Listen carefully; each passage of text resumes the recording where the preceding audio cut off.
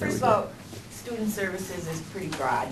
We do everything from admissions, financial aid, career counseling. We have the TRIO grant program, researcher, housing, that's always fun, and all those types of things. Pretty much anything to help a student be successful.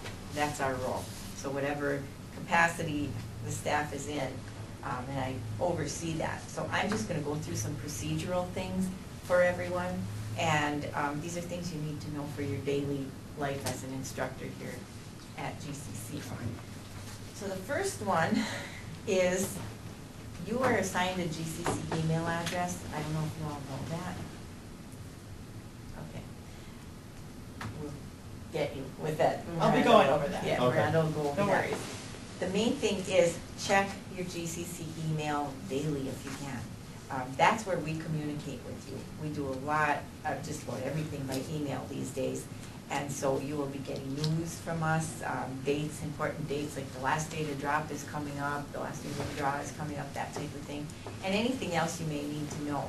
And also a series of forms that we're going to be talking about. So remember to check your GCC email just as often as you possibly can. Daily would be ideal. Okay. Let's see. Just push the arrow. The arrow will make it go down. Okay. The next one is class lists. Now, at the start of your class, you have a class list, and that's on your ICS, which she will talk to you about. You need to make sure that you check your class lists frequently during the first couple weeks of school, and then even a little bit longer. And by frequently, I mean probably before every class you teach, because things change. Students can add classes to, we'll go over the days, but at the end of the first week, and they can drop them with a refund up to the end of the second week of class. So your roster is going to change probably daily, and then after that as well. So make sure that you're looking at your class lists. That's a really important thing. Now the other thing is you will receive an official one in paper from our office, and the important thing is to please look it over, make sure it's accurate, and then verify it by your signature and get it back to us. And you're thinking, well, that seems kind of crazy, and in some ways it is, but what we do is actually Elaine in our office compiles them, and we make a book out of them. And then when the state auditors come and say, I want to check on economics from this semester, and this might be a couple of years down the road, we just flip open the book and there's the whole class roster, and you've signed it, and then everything's cool with the auditors. If it's not there, it's not cool with the auditors. So please make sure that you, when you get those correspondences, get them back to us, the paper copies. We do need the paper, because everyone always thinks on campus too, why do I need paper copies? We're doing it electronically. Auditors, that's the way it is. The other thing is... So you'll mail that to us, right? The final one, yeah. But as school is going on for the first 2 weeks, check it electronically. And I'll show you how to do that too. Well, yeah, I've already done that. Great. The other thing that's very important for us is to report all no-shows to our office. And you can do that by email, you can call us, whatever you want.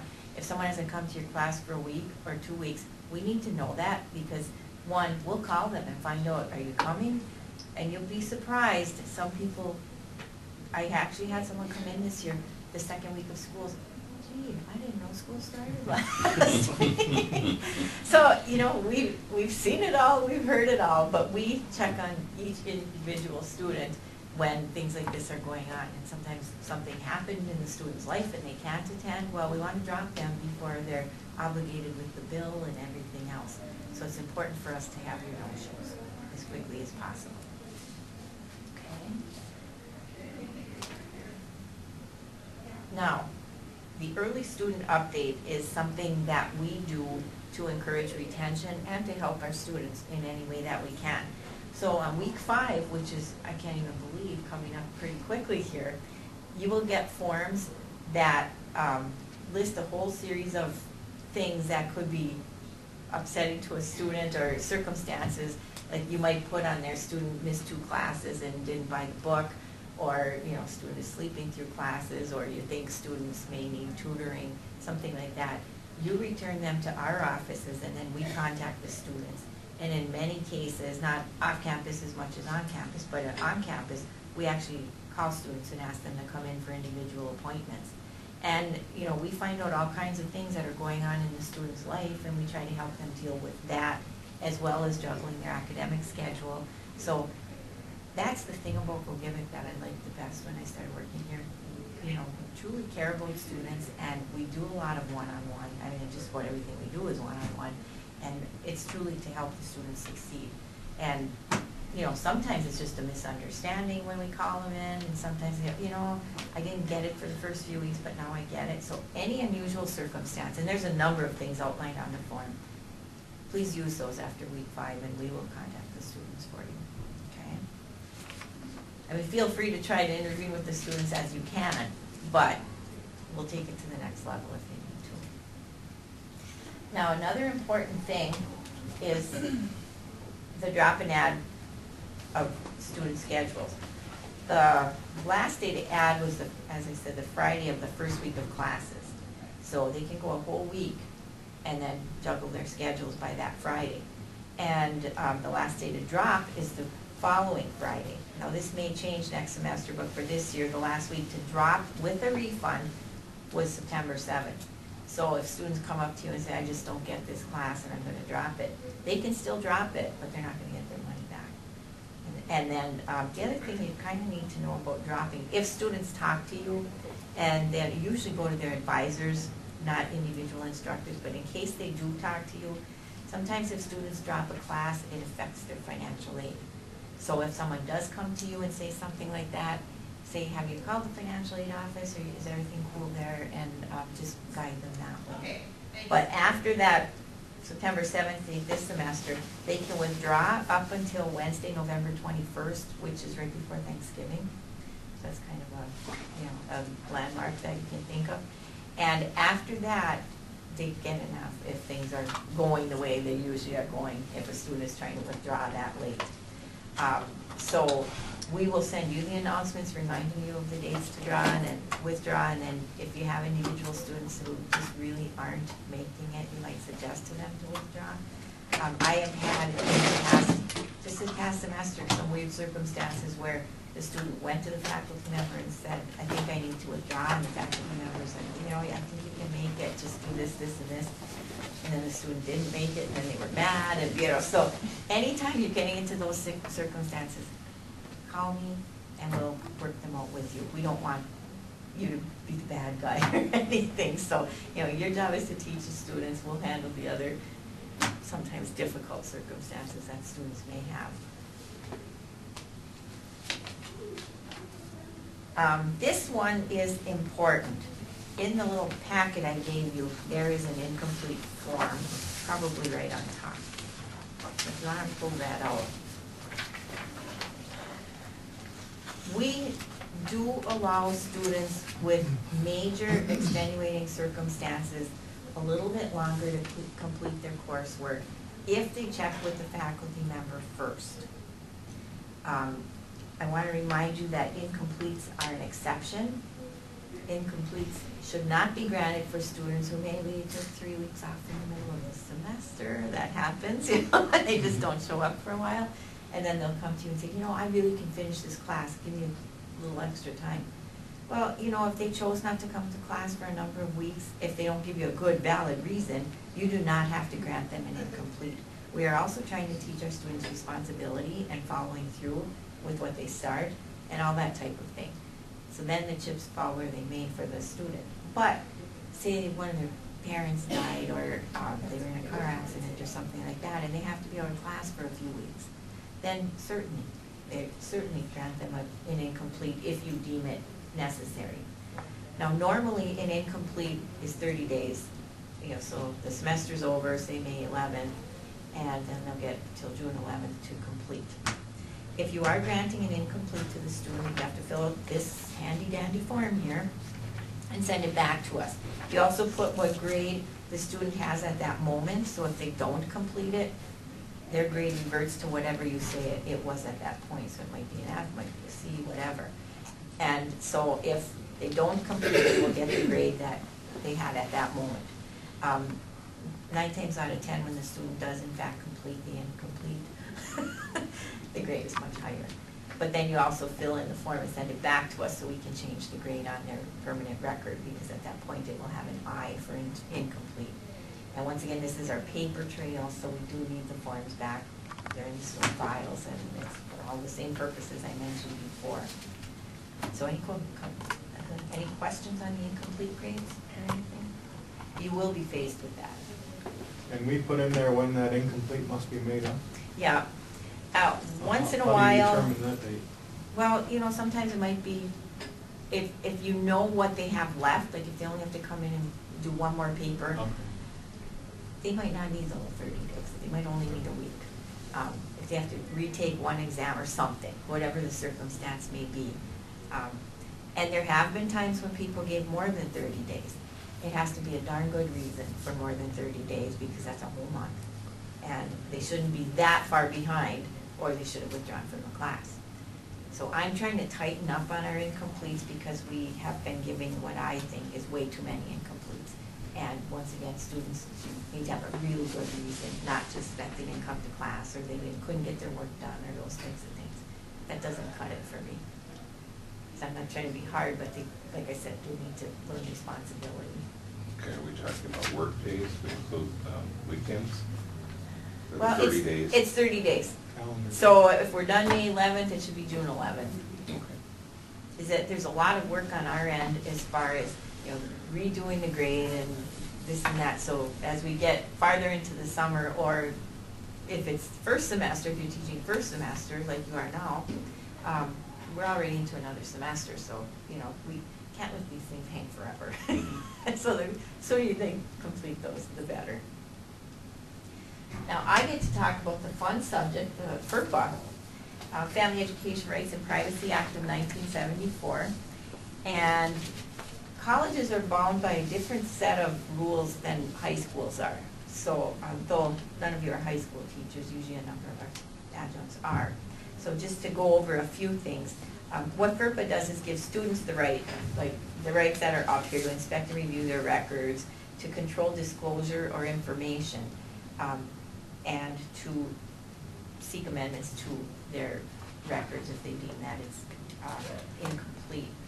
Now, the parts for you to remember is that other than several exceptions that you won't be involved in, a student has to sign a release before we can give out any information to anybody on that student, including parents.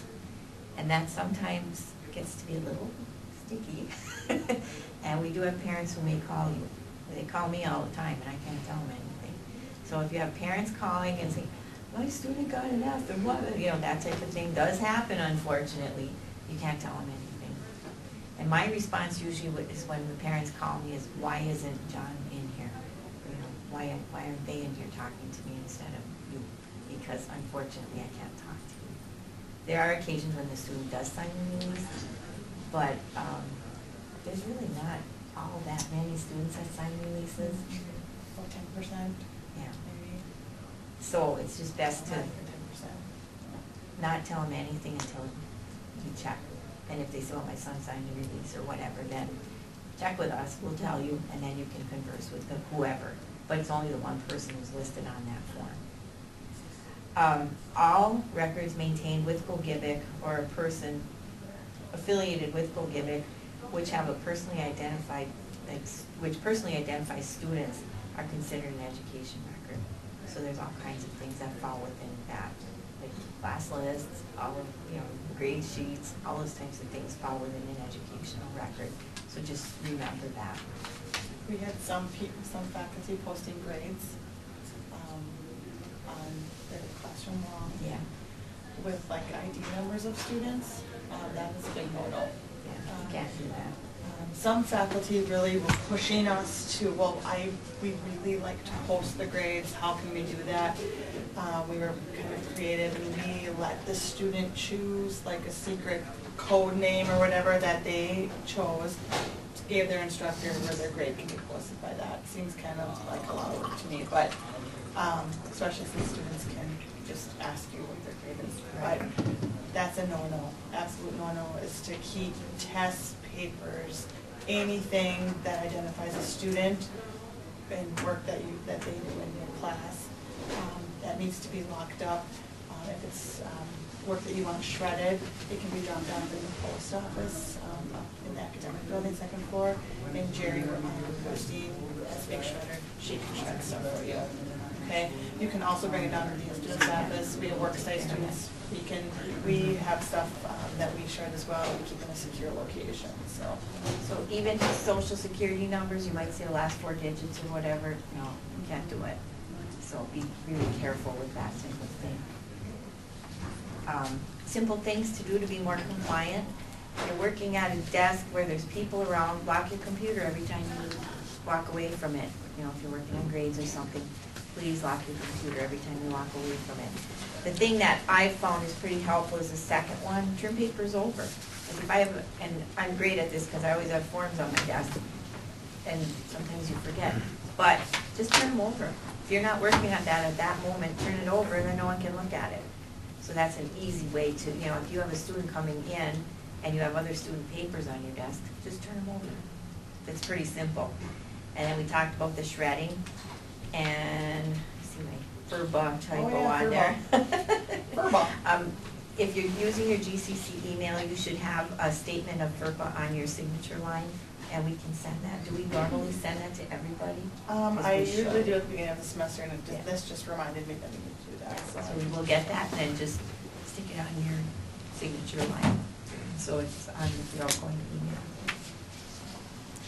Now, you probably won't, but if by chance you're doing a project and there are student workers around you or working with you, you need to talk to them about the materials that they're working on and that it's confidential, whether they're copying tests or grading papers or, you know, just whatever. If it's anything with a student document, really talk to student workers about privacy. And we do have a form that you can work with your students, that they sign, that they understand about these issues and things like that.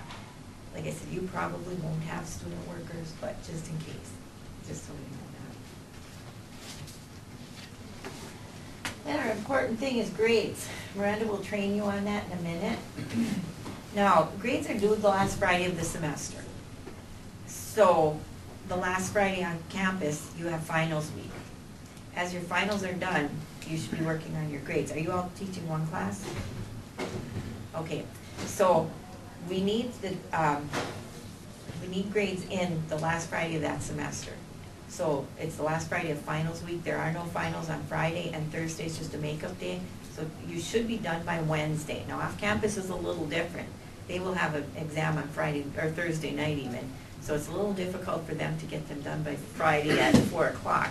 So we give them over the weekend, but on campus we do not. They need to be in by that Friday, as I've said 5 times now. If you're having any problems with that or something, please call Elaine. The number's on your handout. She works in my office, and she's the one who monitors the grades and does all of that. The reason why we need everyone's grades in at one time is because we cannot run any grades until they are all in. So if we have one rebel instructor out there who doesn't turn in their grades till the following Wednesday, we can't run grades for anybody in the entire college. So we really need to stick to our guidelines here. And it's just, as you would believe, by Tuesday after the semester, 10 million phone, are my grades in? Are my grades? When are my grades? Where am I? You know? And so, help us with that, please. It'll be a little easier for you because you have one class this semester, but you know, some faculty have 5 classes, and it's not always easy, but it is. That's the way it is. If you encounter a student who needs some sort of help, we do have a disability services program, and Dale Jackson, whose number is up there, is our disability coordinator. Things, once again, are a little different in college than they are in high school. Students must provide, first of all, they have to request services, and in order to get special services, they need to provide official documentation, usually from a physician, of that disability. So if we have that, there's all sorts of things we can do for students, like, you know, books on tape, special tutors, a number of different things. If they don't have that, they could use our regular services, which would pretty much involve tutoring, that kind of thing. You some students require untimed tests, so we take them in the ACES Center and do them, but once again, they have to be documented disabilities. They just can't say, well, I haven't really been able to read well since 4th grade. That's, we can't do that. We're just not mandated to do that type of thing. So if you have any questions on that, call me or call Dale Jackson, but the student is the one who has to request the accommodations. Okay? Now, you have students struggling all the time, please refer them to our ACES Tutoring Center and off campus to our office, because we do have tutors off campus as well. And I think that's the next slide. So if you see a student right up front struggling, ask them to go to ACES, that's our tutoring center, and there's computers in there for them to use. There's all kinds of services available for students who come in there. And so it's a good program. We've had it for years and years, and it really helps a lot of students. And just so you know, in our ACES Center, students can go in there and just study. It's a real comfortable, welcoming place. We have study groups that form in there. You name it, it all goes on in there. Usually in the mornings, it's packed. There's hardly even enough chairs sometimes, because it's not only for struggling students. Students who get A's are in there, and that's why they get A's. So, if you see anything with a student, you might say, you might want to try to go to the ACES Center and get some help with that from a tutor. So that's a really great service that we offer. I'm going to go through some of the other forms in your little packet here, just so you're familiar with them. The excessive absence form is the one with the bookings logo on it. I don't know which order. Here's I should know. I don't have one. Okay. Well, I can make some copies too. we'll talk about the next one. A change of grade form. You see that in there? Once in a great while, a student will come to you and say, I really thought I was going to get a B instead of a C plus or something like that. If you recalculate your grades and you find that truly there was an error, we do have a mechanism to change the final grade, and that is this form. Once again, we need that paper trail. Doesn't happen often, but if it does happen to you, please fill out this form and we will proceed that way and change it on the system. If a student comes to you and says, I want to drop a class, or whatever, I need to drop your class, there's a form for that too. And this is the drop and add form, but you'd be more likely to be involved in a drop than an add. So they need to fill everything out and say they're going to drop the class, and then there's this little space on the side here for you to sign that you approve that they're dropping. And then you know about it that way too. Okay? Always encourage them, once again, to see their advisor and to see the financial aid office before they drop. Okay? And you can still sign it and say, I just encourage you to do those things first, but that is the way it is. Okay, the next form I have is the audit form. Do you have one of those? Okay. An audit on our campus is someone who goes to class, pays for the class, does everything in the class, but they don't get grades. And this usually 99.9% of the time may be an adult community member who just wants the knowledge, and that's fine. Now, this needs to be approved prior to the class beginning. They can't all of a sudden midterm come and say, I think I'm going to audit that class. That's not legal, because they just, we just can't do that. We can't change something from a regular class to an audit midstream. It has to be done right away. We also have this short application form that people fill out if they are community type people, just not working on a degree but taking a class or two. And once in a great while, they'll check audit and they really don't want to audit. In that case also, we can't change it back. That's the policy, and that's the way it is. So audit is an unusual thing. We may do one a year. We don't do very many of them at all, but it was last semester when it came up in midterm, someone wanted to change, and we just, that our policy approved by the Board of Trustees states that we cannot do that. Okay, the change of, what is it, what do we have? Oh. They're accessible, I have each that. 4 copies. Great. And then throwing it on. important to help our students. Once again, third week, most people are attending pretty regularly, I sure hope. But as it gets more towards midterm, if you notice someone who skipped 4 times, 5 times, whatever, and then off campus, that's a whole week if a class is once a week. Please, it doesn't even have to be 4 or 5 times. It can be 2 times, whatever your grading policy is and your absence policy. Send this form to us and we will contact the student once again to find out why they're not attending class. So this is an important one for intervention once again. Kind of like the 5th week that we'll send you the other type of form, but this one's to be used anytime during the semester. Okay? So there's all kinds of forms, all kinds of things, and you're not going to remember all this. Call us.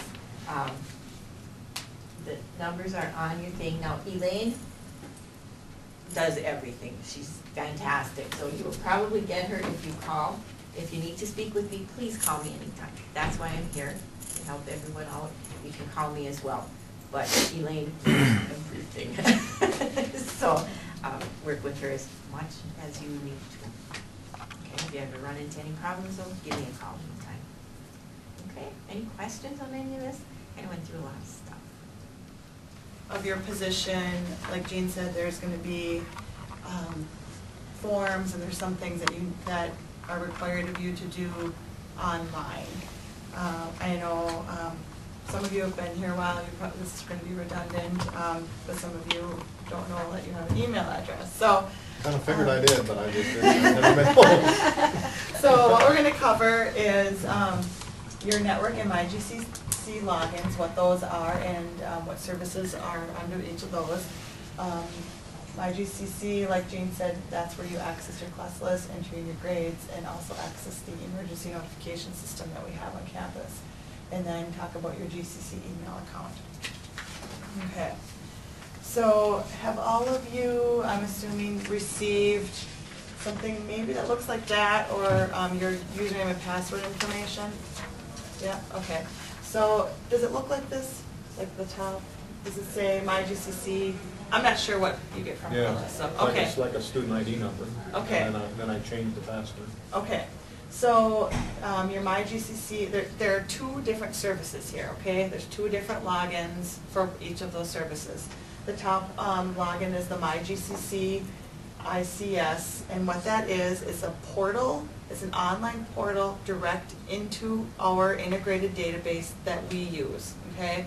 So it's kind of like, it's called Genzabar, and it's like the hub of all of the data that we collect. It's an integrated software, which means that no matter what department any of us works in, we're all tied together, okay? So then what you guys access is MyGCC, which is a port like from that, okay?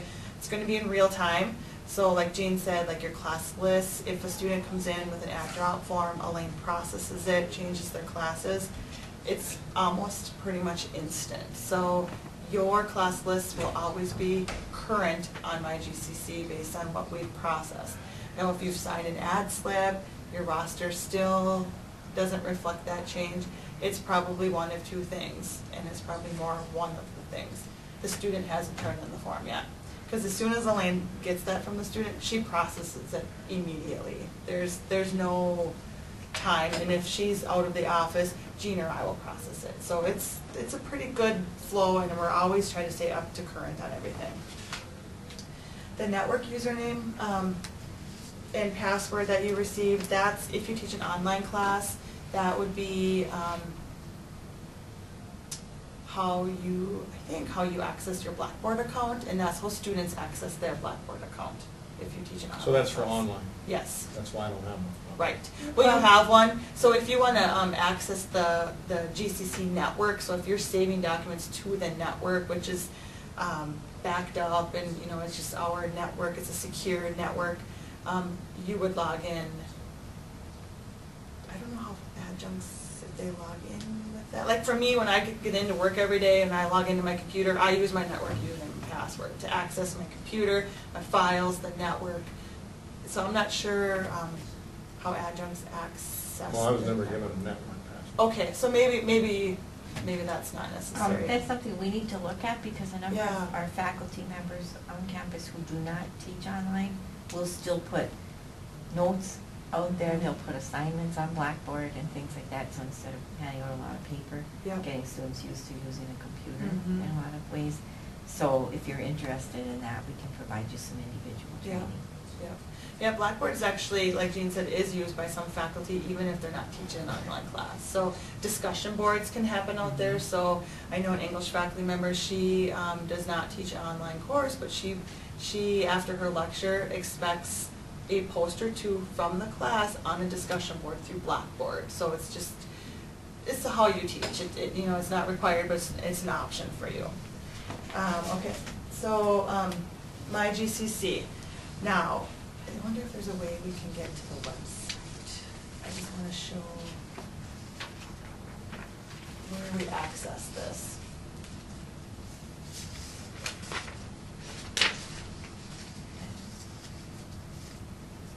Maybe the escape key.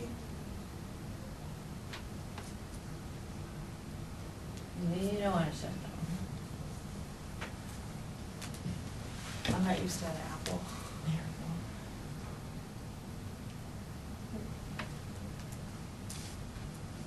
So, my GCC is, you access it through our homepage. We'll see if Jeanne can get us to the homepage. I want to give you a visual. When you get to gogevic.edu, in the upper right corner of the homepage, there's a box called Student Resources. Students go there to access all of their things. So if you have a student in your class who is like, they have maybe a random question on, I want to print off my transcript, I want to print off my schedule, they can access that through student, that student resources box, and if we can do that, I'll show you.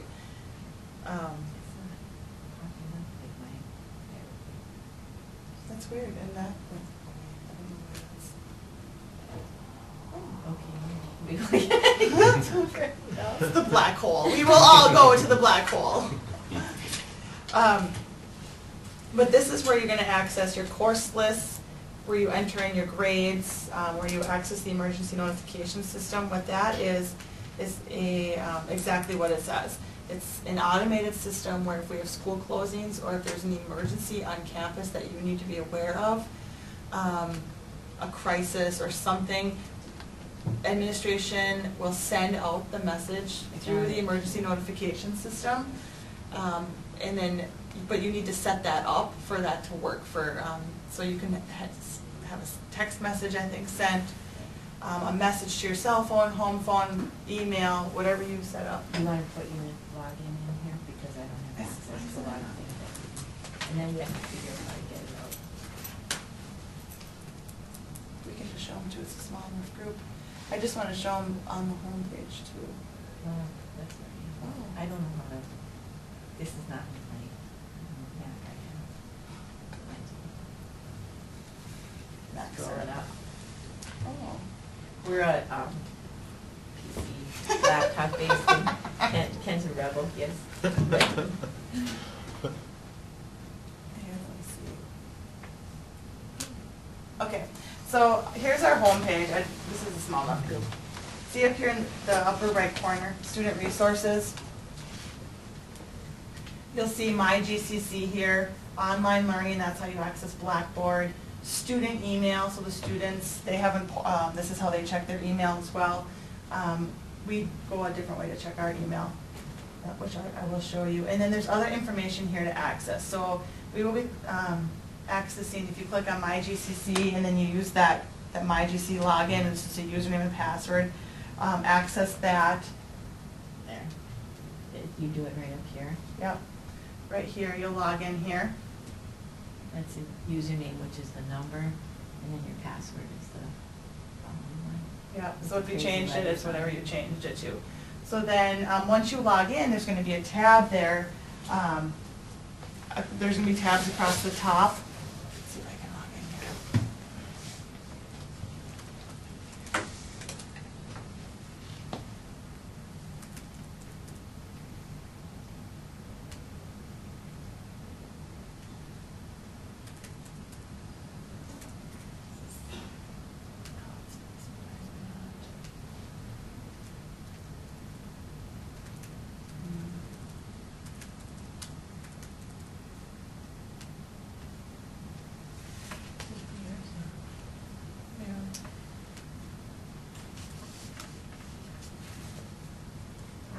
So do all students have, they all have a email address They through do. the, through the college, right? Yep, and in orientation, we stress to them that they must check their student email account here. A lot of them roll their eyes at us because I already have an email address, but I stress to them, anybody in the world can sign up for a Hotmail account with your name. I mean, there's no regulations on that. So we stress to them that it's secure, and I even like threaten them, although because I know some faculty do this, they'll send assignments to their students' email account without letting them know.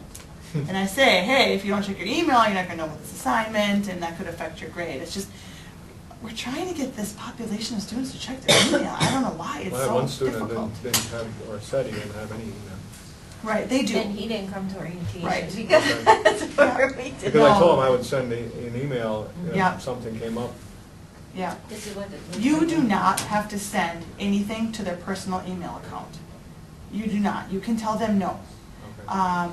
Because it's not secure. I mean, even if, if a student wants you to email their grade to them, or whatever it might be, the GCC email account is a secure email account that you know who you're sending it to when you send it to them.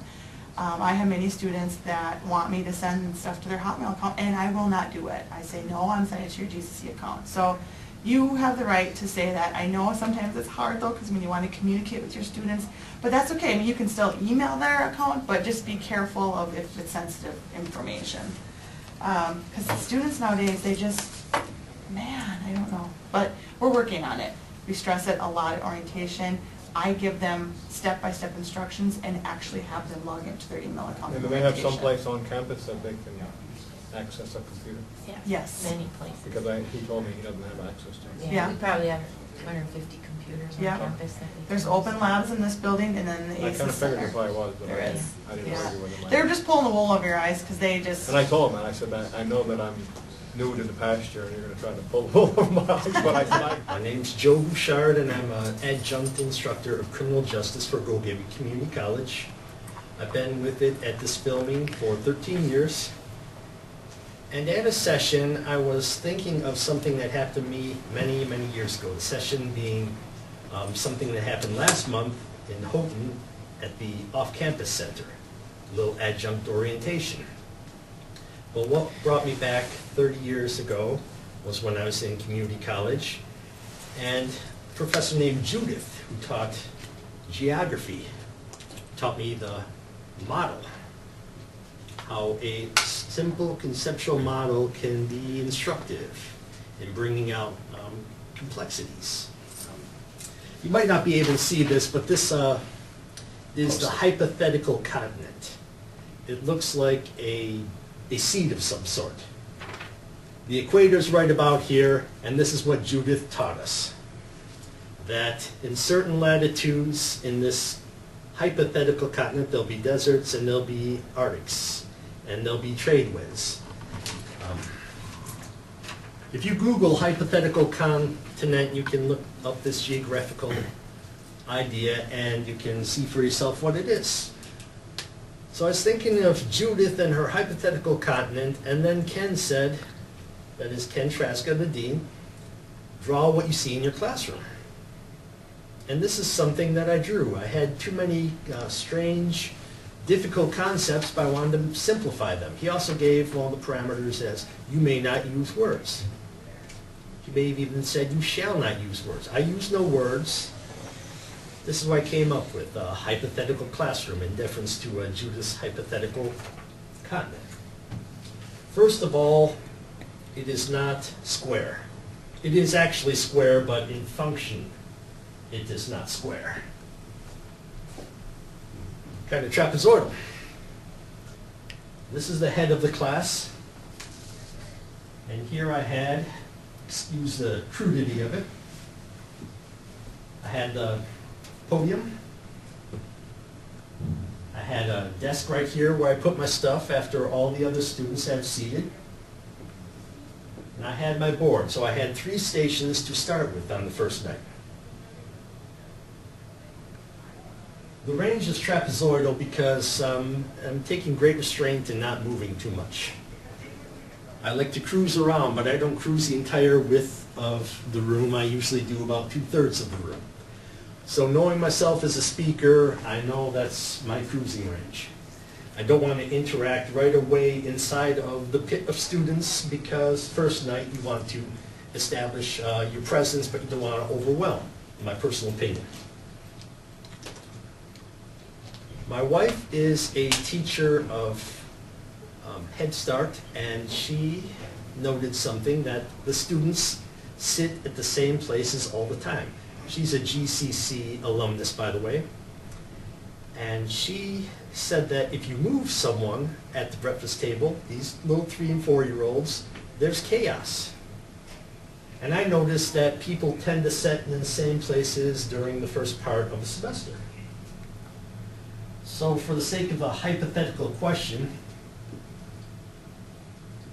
these are students, by the way, usually get clusters in there, toward the corners. So when I'm doing my range, I'm speaking to corners primarily.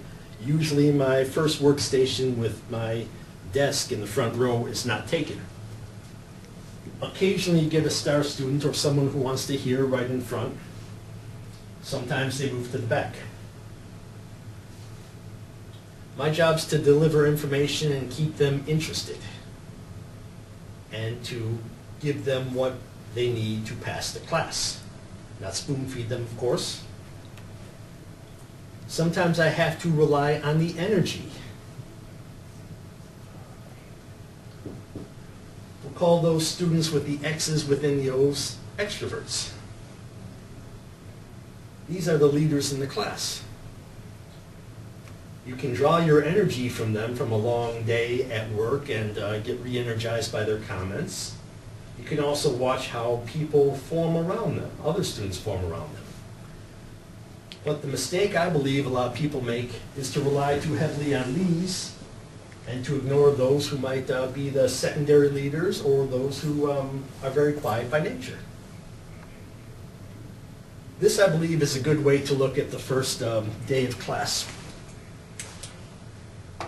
When I presented this concept in Houghton last week at the adjunct meeting, I noted that I would start at this corner, the left corner of my trapezoid, and I always tended to focus over here. So whomever was here, lucky or unlucky, they seemed to get my natural attention toward that direction.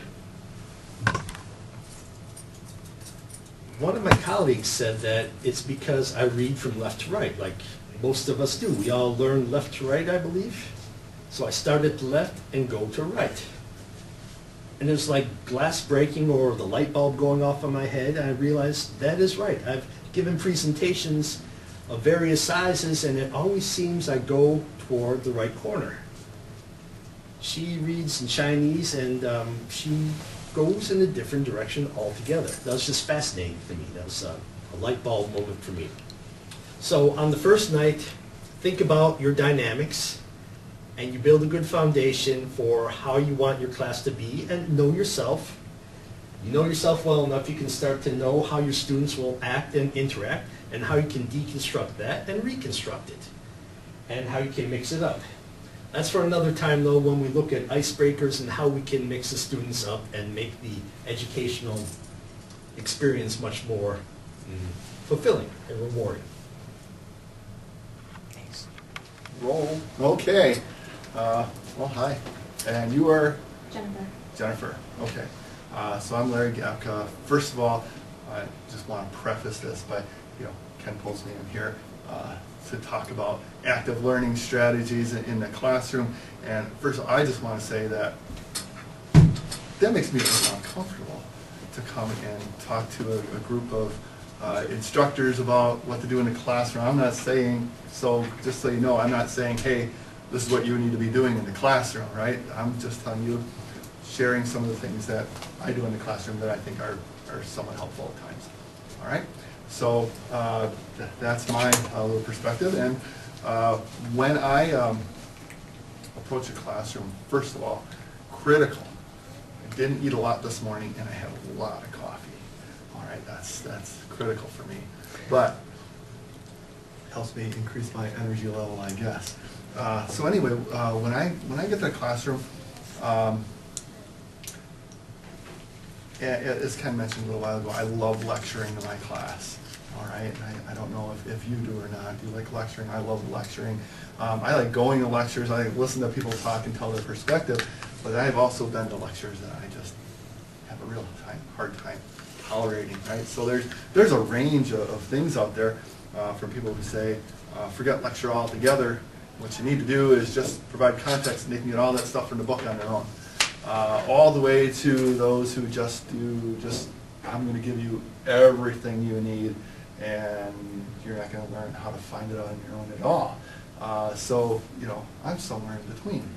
And what I try to do is try to make connections between whatever our topic has to be and something that the students are already familiar with, which makes sense to me. And to that end, I use a lot of props. Everything from an educate ball, right? Ask questions. When they're not responding to questions, I'll ask an educate ball. Let's see. My sources say no, Okay, let's move on. Let's go with that. So I use that. You can roll the dice, I use those today a little bit. That's not bad. 3 6s. 2 2s, full house. All right. But first of all, what do I teach? I teach biology, a little bit of chemistry. Okay, and I don't know if you had biology in college or chemistry in college, but when I was in there, it was memorize these structures. Test on Friday. I tell my class, my first day in biochemistry. Teacher came in and said, there are 20 amino acids in the construction of proteins. Memorize their structures, test on Friday. I went and dropped the class. So I didn't think I was going to memorize all these structures. And then it turns out that they were pretty much all the same. There's just one little difference in each structure. So I had to wait another semester to get that class in. But I like to do things with my class, like every molecule we talk about. In general biology is mostly molecular biology. So every molecule we talk about, they build. And we talk about it. When we talk about like metabolism, I have them go through and say, okay, you're going to eat this molecule. It's just sugar. And they eat this molecule, and what happens to it? We go through the whole process until we end up with carbon dioxide and water at the end. And so I take them through step by step so they can actually see what's happening here.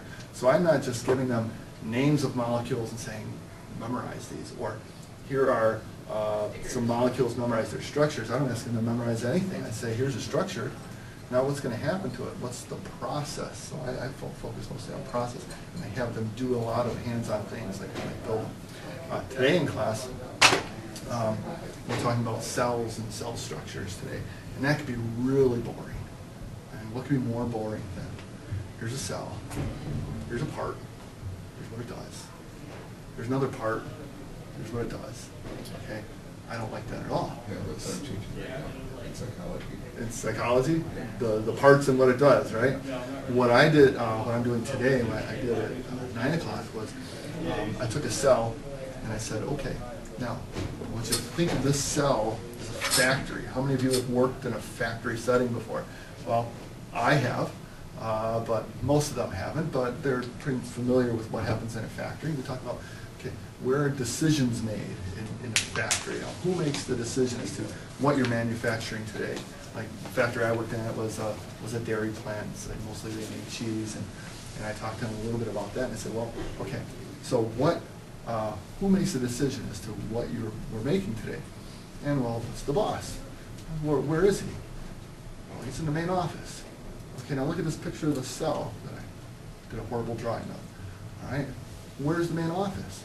Well, that's the nucleus of the cell. So we talk about, the boss is in there. There's our DNA sitting there in the nucleus of the cell, making the decisions as to what proteins you are going to make today to keep you alive. Well, just like the factory, the boss makes decisions. How does he make those decisions? He just doesn't sit there and dream of provolone cheese, right? He sits there and makes his decision based on what? Information that he gets from his customers. So we talked a little bit about communication back and forth between the nucleus and the rest of the cell. And so then he makes a decision. So the decision is what they're making. So where does that go? And so what I'm trying to do is tie cell structures to different locations in the factory and tied it to, okay, factory floor now has to go and make what the boss decided. So it's to communicate with them. start manufacturing whatever cheese was that they were supposed to make that day. And as the once they make that, what happens then? 5 hours into the process, coming down the line comes these 20-pound loaves of cheese, right? Comes shooting down this line. I said, what do you have to do with it then?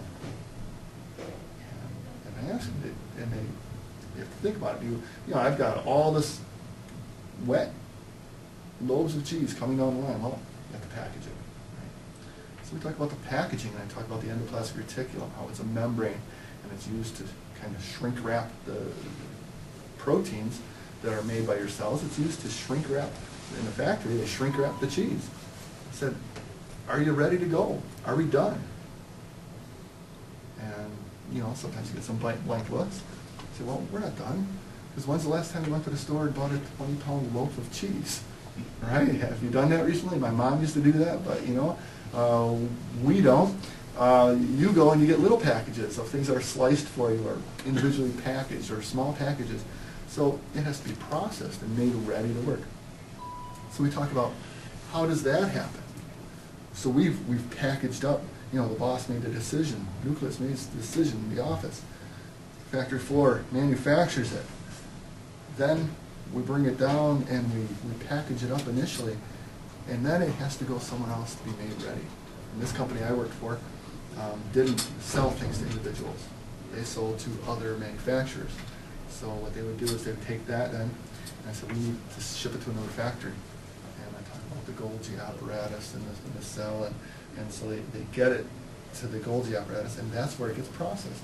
It gets sliced up, gets modified, changed, turned into a form that you would buy, right? Or in the case of a cell, turned into a form of protein that you would use. And then it gets repackaged. And from there, what has to happen? Well, you have to get it to the customer, right? Now you got to ship it. So we talk about shipping it to the different locations in the cell where it's needed. So I kind of try to do an analogy to something they may be familiar with a topic that is could be very complex, very boring. I could say the nucleus, that's where we decide what we're making. And the ribosomes make the protein, and I don't like that. I try to think overall process. And that's where I like to keep things. I mean, I turn everything into a story or a prop. Stories, I talk about other jobs I've had. I talk about yesterday we talked about fats, lipids, what happens to these fats. And I talked about how if they sit there, they could start to degrade. And I talk about a rendering plant that I worked in. A rendering plant gets what the meat packing plant leaves, all right? They get the bones and the hides and all the fat and stuff that you can't really use for meat. And they take that and they pressure cook it and they squeeze it out and they get all the oils out of that. And then they take that and they sell it. And they sell it for soap. So I give them the analogy. This morning when you were in the shower with that bar of Dial soap, this is where it came from. It was the squeezings from these animals, right? And but we related structure to what's happening to that structure to why I had that job, and not enough time to get into all that. So I tie in all those other jobs I had. When I do some of the complicated things in biology are related to process in terms of biochemical pathways. Right? What happens to those molecules that you're eating? Right? What happens to them? How do they get from being this sugar molecule to providing you with energy? And what changes happen to it along the way? And I refer to those as biochemical pathways. Right? A whole series of maybe 10 or 12 chemical reactions that happen to this thing from where it starts to where it ends. And I have them just to illustrate the concept of biochemical pathway. I get 5 people from the class up to the front. And each one of them is an enzyme, right? They're going to control one reaction. And what I do is I give them a piece of paper, and the first person has one job. I ask me if he recognizes this. I ask them what they could do with this. And there's a lot you could do with this, right? What could you do with this? Make an airplane. I could make an airplane. I could write a report and give it to Ken, right? I could write up a test. I can do lots of different things with this piece of paper. Now, if I take this piece of paper and you have the first person just fold it in half, and then I ask them, what can I do with this piece of paper? And could I do as much with this now as I could have a minute ago? Am I going to write a report on this and give it to Ken? Probably not, right? It's less useful for some reasons, for some purposes, but still useful for others. So I'd give them the idea of when we change molecules, when we change things, it becomes less useful for some purposes, but still useful for others. So you want to preserve your resource if you don't need it. There are competing resources for this. So anyway, long story short, since I'm almost out of time, I do have them in 5 groups, 5 people, and they do go through all the stages of building that paper airplane. And then I talk about, okay, now here's this final product, and that person lets it go into the classroom. And then I give them a whole stack of paper. They all start working. And the first person does his job, the next person does their job, right down the line. And in a couple of minutes, they've got like 20 airplanes sitting there, right? And they keep on going, keep on going. And I say, I want to stop the process. This is what your cells would have to do. What if I keep on making paper airplanes? And I need to print some reports too, but I can't stop myself. I keep on making these airplanes, right? I need to shut this down somehow because I got enough of that, but I need to do something else with this now. All right, so we talk about how we can stop that process and divert the resources. And I say, okay, now if this last person stops working, did I preserve my resource? The last person in line, I've got 5 of them working. They each do a different step in the airplane. And the answer is, well, no, because I'm going to have something that looks like person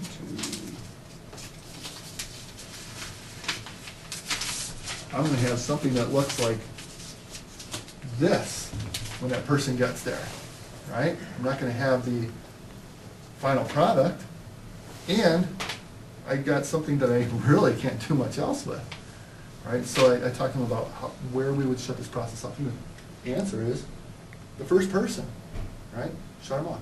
What do you use to shut them off?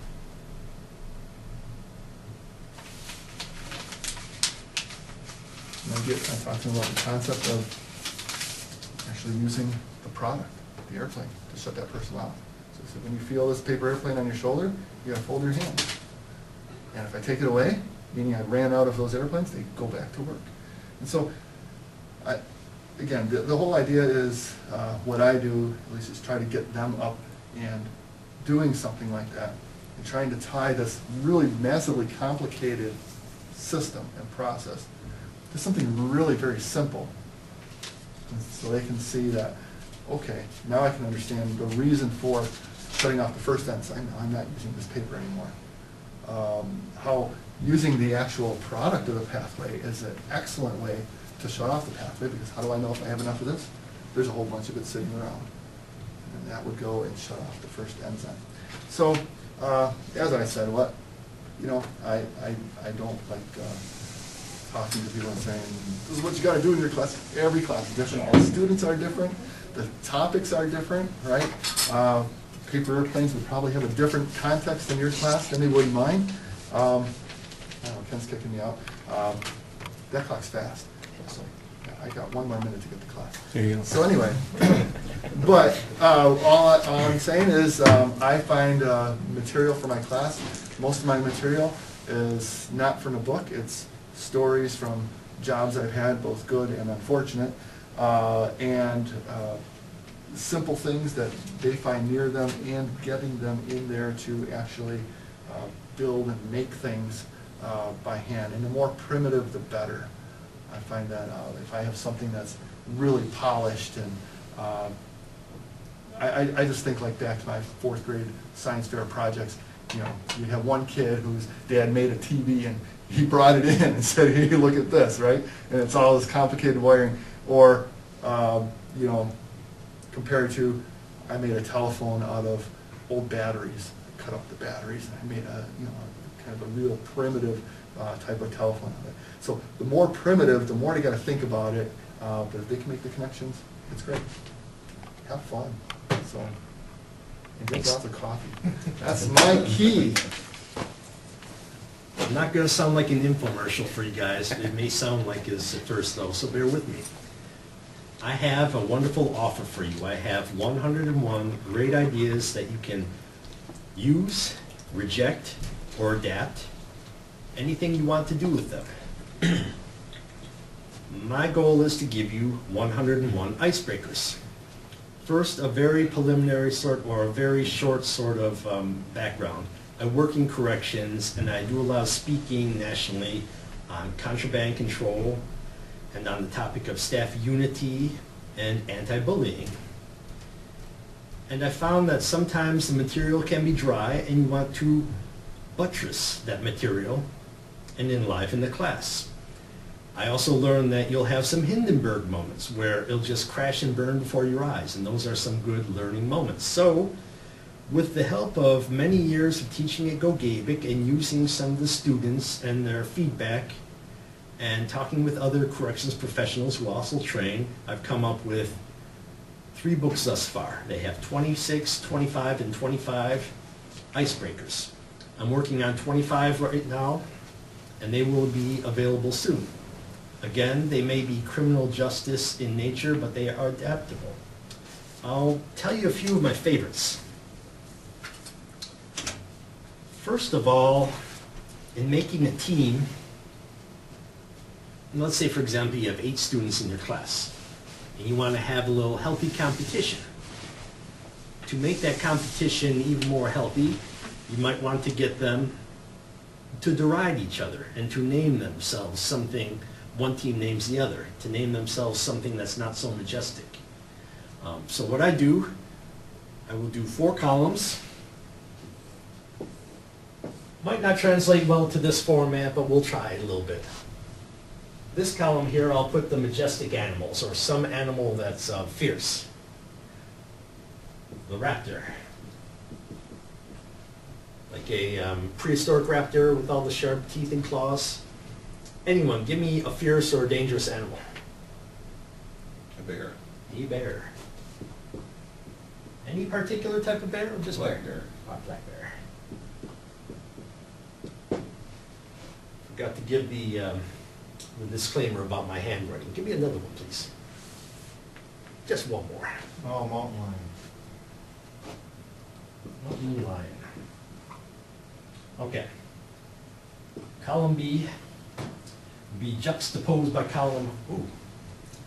That's the wonders of training. You always have a little faux pas, but that's D, not C. Cute, cuddly, non-threatening animal. I'll go with hamster. And you note my abbreviation there. Give me a cute, cuddly animal. Cat. Cat. All right. One more. Dog. Dog. Dog. We'll make it less threatening, a doggy. Okay. Column A. We'll put a pejorative, some sort of adjective that's not very complimentary. I'll do stupid with 2 O's. Any other bad sort of adjectives?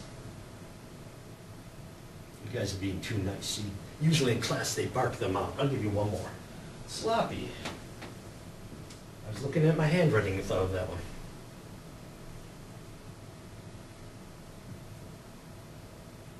All right, well, let's try this. The nice adjectives. Happy. Someone give me a nice adjective. Friendly. Friendly. We're on a roll. Give me one more and I'll be satisfied. Gentle. Gentle. We have some unfinished business, column A. We need a pejorative here. Ken, give me a bad adjective, please. Yeah, how about, well, I was going to say messy, but sloppy and messy are sort of the same.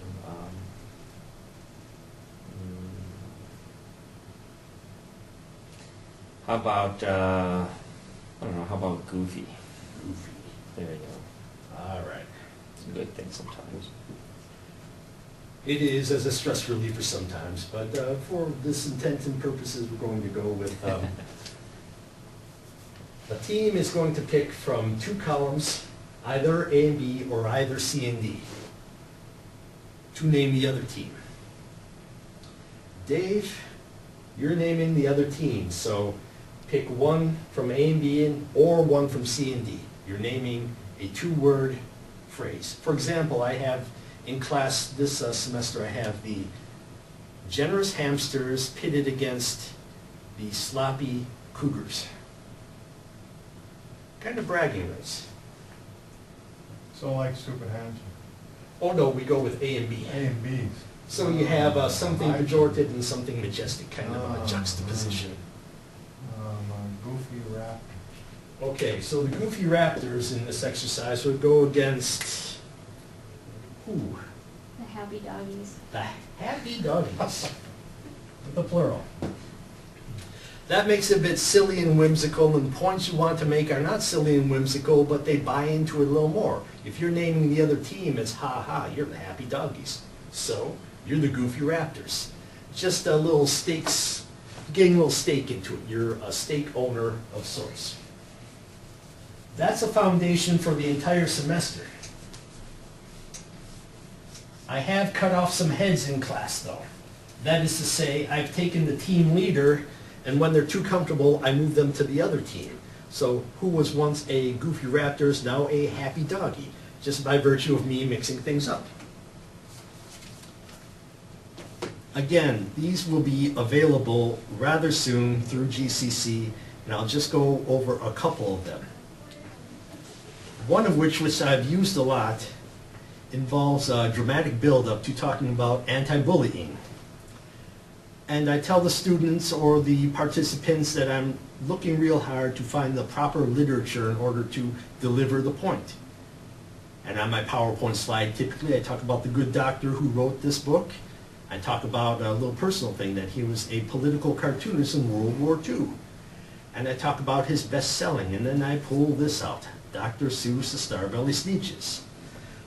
This book, incidentally, is very well-traveled, more well-traveled than my children. It's got over 500 signatures in it. And I would go through, take about 10 minutes, and stumble inevitably over the same words in Seussian manner about how the Starbelly Sneetches disenfranchised others. And it's the post-mortem where we talk about everything that could go wrong in an organization, where we get the most learning. Yes, it's kind of like a silly sort of hand inside a very formal, important glove. The post-mortem is the glove, and that kind of keeps the silly inside. Plus, people will listen to you a little more if they think you're a little crazy and reading from a kid's book. But I'm not afraid to make a fool of myself, as you can see right here. So please sign my book. It would mean a lot to me. And pretend that I went over it with you. Time-wise, have a couple more minutes. This may embarrass my daughter were she in the room, but she's outside the door, I understand. She's a very serious sort of person, but she loves parody. Loves parody. She's the champion of Monty Python in this generation. She has a book called A Bat Boy Lives. Please give me a number between 1 and 150. You want me to tell you? Yes, sir. 72. 72. At random, I would pick out something from the number that he gave me, and this is 72.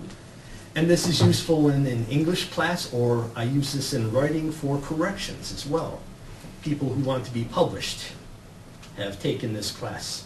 And also in my corrections classes, I will run it tonight, as a matter of fact, to talk about how people will look at writing and their papers. So from page 72, don't blame me, he chose it. You might not see that, but it says Space Alien Flasher Rocks L.A. I read a paragraph or two.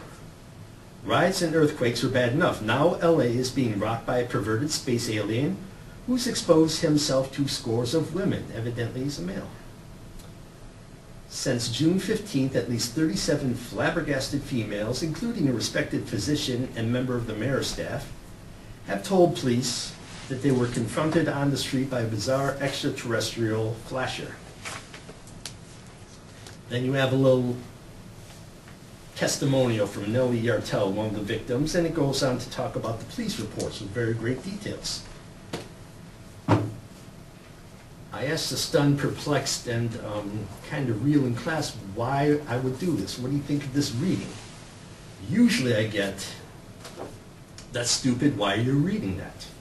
But there is a point. Again, that's the silly hand, and you then put on the postmortem structured glove, to use that analogy again. The point is to get their initial reactions. And when I'm telling them to write a term paper, I'm the audience, and I'm an academic audience, and don't flood the paper with .coms, get some .orgs in there, and try some print. That might be a good way to put sources in too. You're writing for a special audience. People who wrote this, incidentally, were writing to amuse themselves. These were some bored writers who wrote a bunch of R-O-T-E, wrote, and just wanted to amuse themselves. You will note that they used a lot of details, a lot of non-round numbers. They validated it. They perpetuated this hoax that people could see through, but not everyone. Your conspiracy theorists love this. But that's to whom they're writing. Those who want conspiracy and those who want a little excitement through parody. So when I bring up something silly like this to a class, I say consider the source, consider the audience. And of course with icebreakers, that's what we need to do. Consider our audiences as you know yourself. Again, icebreakers, 101 of them coming to you free of charge for the asking rather soon. Thank you very much. First off, talking about assessment, and I want to kind of gauge your understanding of this as well. When we talk about assessment, we're talking about ways to track whether students are learning in the classroom. And since the days when I started teaching, because things have changed since then, there's been more of an emphasis on the need to make sure that, hey, are students learning, and thus are you tracking this and trying to find ways to improve student learning by a number of different methods of trying different things. So that's been a really big push by our accredited body, accreditation body, the Higher Learning Commission, when we do our, some of our projects here. Number one, the word accreditation, though, is not that, it sounds intimidating, but, or I'm sorry, the word assessment sounds intimidating, but it's not intimidating at all. You guys do this, you just don't know it, okay? You check if you are trying to, if a student's working on a project and you're gauging how they're going through this project, through the steps, or from the start of the semester you're watching them grow, you're assessing them automatically. Your assignments do that, and you're taking part in an assessment procedure. What the big push now is to make sure that we are documenting these procedures and showing basically our governing bodies whether, hey, we're doing this and students are learning, or maybe they're not, and because they're not, we need to be doing things a little bit better, and we need to be improving, and here's how we're improving. And that has been the big push. So what do you teach, or what will you be teaching, I guess? I teach economics, microeconomics. Okay. Criminal justice. Criminal justice. Psych. Psych. Okay. At some point, you probably received your counterparts. Are you guys on campus here, or are you? Yep. Yeah. Okay. You probably received a sample, syllabus for each of your courses, correct? Okay. On that, you have a list of outcomes or objectives, goals and objectives that you will share with your class, and that actually your counterpart, your full-time counterpart, will be sharing as well. That's where this starts. Okay, these are things that we expect in this class, students that they need to learn and understand. And that's how we as an English department started this project really years ago. We sat down and we said, look, we're all doing different things in our English classrooms, all right? Somebody's focusing more on narrative and I'm focusing more on argumentative essay. We need to come up with a set of common outcomes. We call them objectives, goals and objectives, but they mean the same thing ultimately. So, and that's what we did. And they say basically they're easy to come up with, and you probably have them. Students will, write, clear thesis statements. We agreed on this as a group, and we wrote these down, and we make sure that those are used within all of our syllabi for English 101, for example. That every class where those are developed for, every instructor has those. So that's my question. Do you have those? You should. If not, you should try to get them from somebody, either Dean Traska or whoever you're in contact with within your department to help you out with this. And that's how we started this. We got those, and we started looking at what are we doing in the English 101 classroom. Because everyone here is taking Composition 1. And everyone is supposed to be doing relatively the same thing. But it doesn't always happen that way, because you get on a different track, people have different areas where they like to focus on. So we wanted to kind of, maybe mainstream things just a little bit. We still want to have, each individual instructor should have authority over, what they teach, as long as they are meeting those objectives, then that's fine, and that's the way we looked at it. But we found a common essay that we all do, the narrative. You guys, when you took Comp 101, probably did this. Something that changed your life dramatically. All right, and we talked as a department about, let's find a way to use this assignment and see if we're all on the same page with how we're teaching it and how we're also grading it, because that's important to students. So they know that if they take one instructor over another, that they will be evaluated the same way. So what we did is we had students write a narrative on the first day of class. They came in, English 101 students, there's 180 of them. They came in on the first day of class and they wrote a narrative that said, okay, here's how my life was changed. And they hand wrote these essays and they gave it to us. And I kept them in a big box. I got all these boxes in my office, by the way. I can't wait to burn them. At the end of class, and after 15 weeks, we asked the students to do the same thing. Okay, I want you to write an essay similar, something that changed your life. Talk about a narrative. And they did this, and in between this, they got instruction on narrative writing. So our goal, overall goal by doing this is to see, hey, are they improving in the classroom? Are they writing, is the writing improving? Or is their thinking improving? And so what we did from there is we took all these essays and we developed a rubric. Do you guys use rubrics at all? Scoring rubrics. So you're familiar with this. And they're a good objective way to help evaluate student work, either in essays or what sort of writing, so I can kind of connect with you guys, do you guys have in your classrooms? Probably not as much as we do, but I know that writing is pretty common across the curriculum here. So I have them write between 100 and 250 word, just okay. kind of essay answers. Okay. For some of the major concepts. And you're looking for certain things out of that, right? Mm-hmm. Similar? Yeah, I've just started this a weekly project where they have to find any article on a part of the criminal justice system. Okay. And tell me about it. Okay. Who, what, where, when, why, and how. Those are the questions I want them to answer. Yeah. And I don't, the first week I didn't give them a format. That was a mistake. So now they have an idea of what I'm looking for. Okay. Because I wasn't sure what level they were writing at, and I found out very quick that I needed to give them a format, so I did that. Okay, which templates are always a good idea. Something similar? Yeah, homework, creative writing, their ideas, reflections on the material that they're reading, and it can be typed or handwritten, double spaced. Okay, and that's the page. All right, and so you have these requirements. This is what you're looking for, right? And when you score this with students, that's right. That's exactly what you're looking for. What we did is we made sure as a department, full-time and adjunct, we sat down and said, hey, when we're evaluating their writing, their narrative writing, this is what we're looking for. And we developed a scoring sheet that we all agreed upon. And that rubric basically rated students on their essays from a 1 to a 4, very basic format, to see how they're performing in their writing. 4 was, exceptional. 1 need a lot of work. So as a group then, after we developed these and we were consistent with the way we scored, we went through and we read each of these essays for the start of that semester and then the end. And we tabulated numbers, and I have this typed up and I just grabbed the sheets, to see, okay, what's their average score?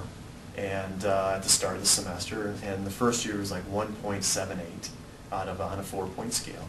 And at the end of the semester, what's their total, or what's their average score overall as a group? And it was almost a 2, so it increased a little bit, and that was good to see. But we wanted to say, well, we'd like to see this increase a little bit more. So we talked as a group and said, hey, what could we be doing better as a group of English teachers to make sure those scores go up a little bit higher from start to finish? And we talked about a few things. We said, hey, they're not writing very engaging introductions, so we kind of typed this down, and we said, let's find a way to incorporate this a little more efficiently in our curriculum. And then, you know, thesis statements and all those little things that you guys evaluate your classes for and your writing as well. So the next year, they did the exact same thing in the fall of 2011. They wrote an essay at the start of the semester and at the end. And we saw very similar numbers. It went from the first, you know, making sure we're, you know, helping out, by the way, to know that we're consistent. We did what we call a norming process. We all scored the same essay to make sure we're on the same page. And we all are, which is good. And we looked at that first batch, that first year, and the average score was like 1.8. So it was very close to that year before. And then after we had done this and talked and gone through how we can help these students out, we noticed that the scores at the end of the semester after we grade them increased to like a 2.3 at the end of the semester. So we're seeing improvement. It was a very basic assessment plan that we put together. It was a little tedious because we did look at all incoming freshmen, but nonetheless, it really helped us gauge our students' learning. What are they learning, and how can we help them out improve? Okay, and then it helped us relay that message to students more clearly, which we need to do as well.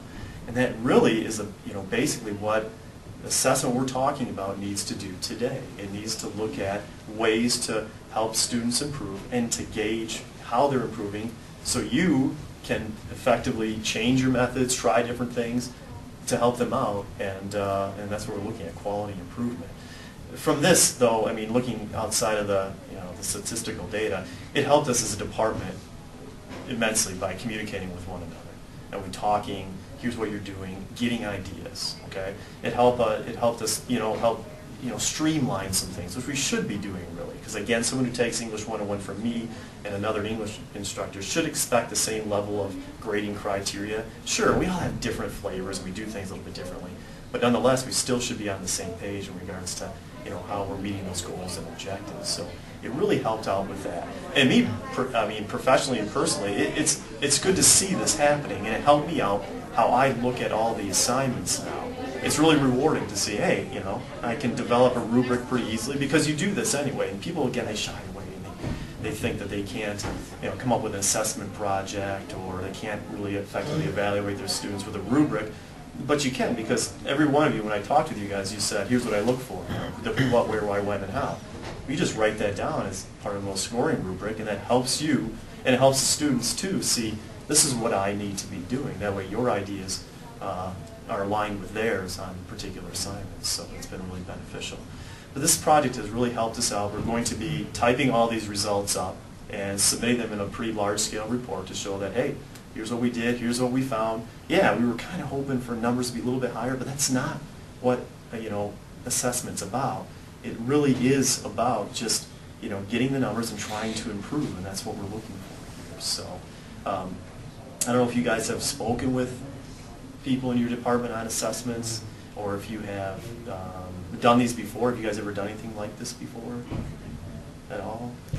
So you're probably talking with Amanda on it. You may have talked to Carrie a little bit. Carrie before the and then I'm not sure if Jim or Beth or anyone spoke to you specifically about that. I know Dennis Mackey had taught micro before, and so he may have Yeah, he kind of just gave me. sort of what he has done, and you're Yeah. sort of following it. Okay. So.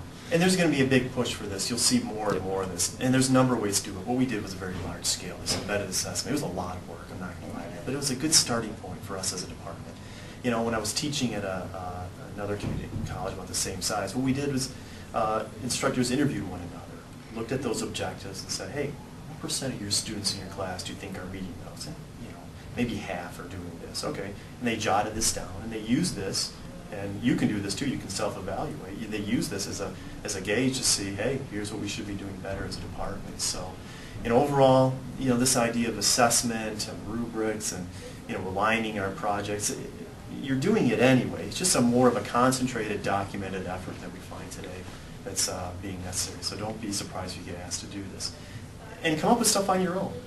After a while, I hate to say it, but it's kind of professionally rewarding to come up with something that works, that you can actually see that students are improving, you can see the results. So if you ever have any questions about that too, you guys can contact me.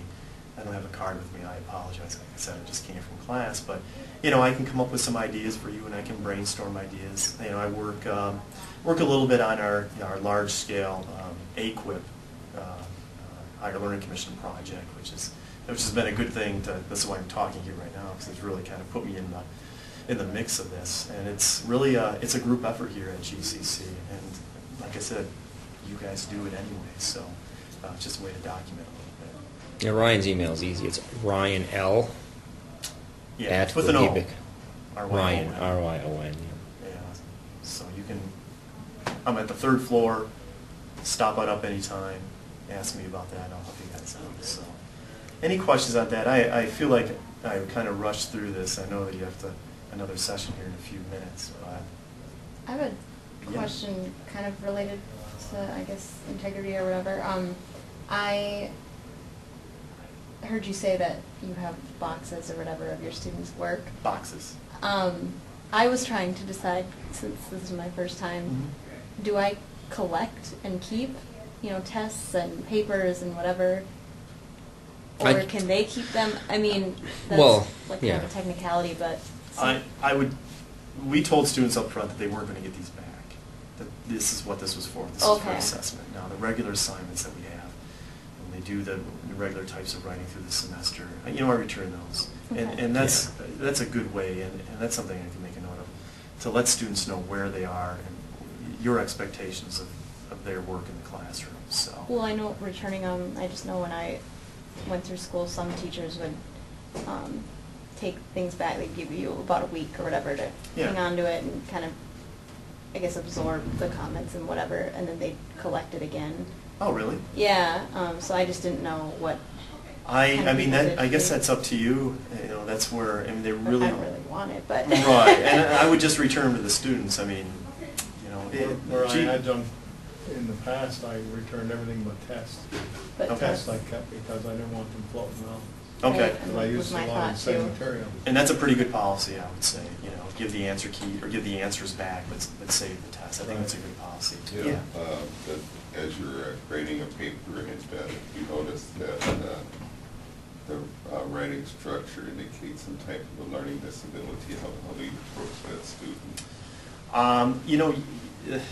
I work individually with students, so on their writing, I do a lot of what I call quick conferences. So they usually I'll use that opportunity, and I'll key up on that, and I'll say, the student is struggling with this. There could be some learning disability, and I will talk with the student about it individually.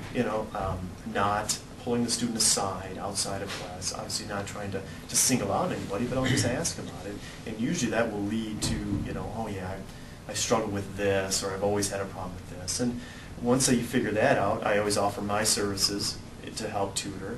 And I also remind them that the ACES Center we have here on campus, which I don't know how familiar you are with that, really specializes in that type of tutoring for students who struggle possibly with disabilities or any sort of tutoring, to be honest with you.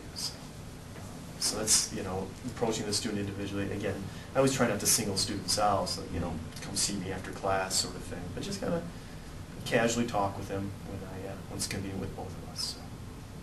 So. Any other questions? Any other thoughts? Let's take 30 seconds. Hey, people are plagiarizing a lot now. I'm finding that more and more. And it's a very easy, it's disappointing to see it, but it's because of availability. And to be honest with you, I see it at crunch time. It's the end of the semester. I'm a student, I have 5 papers due, each in one of my classes. I can pull this one off the web, and I've noticed that seems to be the case. It's disappointing, but you have to, this is something we're very firm on. There is a policy, or should be a policy, that you have in your syllabus about plagiarism. Make sure that's stated in your syllabus. Secondly, if you have any, if you have concerns about it, if you think somebody is plagiarizing, a quick Google search is always where I start. Highlight a passage, plug it into Google. More times than not, I will see that this pops up on some sort of freeessays.com site. What I usually do then is as an instructor, I'll pass this information on to Dean Traska. I always think doing that is a good idea, just let the dean be aware of it, and then I'll, send an email or bring the student in individually and say, hey, look, here's what I found. And I give them the opportunity to dispute this, because sometimes something bizarre happens. He copied and pasted something and didn't cite it, and they can explain themselves. And I give them the chance to talk about it, but more times than not, it seems like, hey, they'll fess up and say, I really did get bogged down with work, and I apologize, and I won't do it again. And I let them know, though, my policy in my classes is you fail the assignment, and if you do it again, you'll fail the class. And I think we as instructors have to really stick kind of firm to that, because there is a lot of availability for plagiarism, and it's tough to guard against. You have to be kind of firm with that. I make sure I mention that in my classes on the very first day. Look, this happens. And I stress it. I have a similar conversation I'm having here with you guys today about it, so they know how important it is to make sure they not plagiarize. So anyway, if you run into that as well, I mean, it's always good to bounce that off of, because I used to do that too when I started teaching. I started bouncing, hey, here's what I have. I bounce it off my dean, perhaps another instructor that I know, to get their ideas, because a lot of people have been through it a few times and know how to handle situations or have their way of doing it. So, but it's up to you, just so you guys know. And I just want to make that clear before we go. The good thing that I always like teaching at GCC, because they do respect, the individual instructor and what they do in the classroom. So you have to do things your way and make sure you're comfortable doing it that way. So anyway, that was a lot of conversation in 20 minutes. So I apologize. Thank you so much for rushing through. Any questions? Okay, do you try to work with the student before you contact the dean, or simultaneously let the dean know this is happening?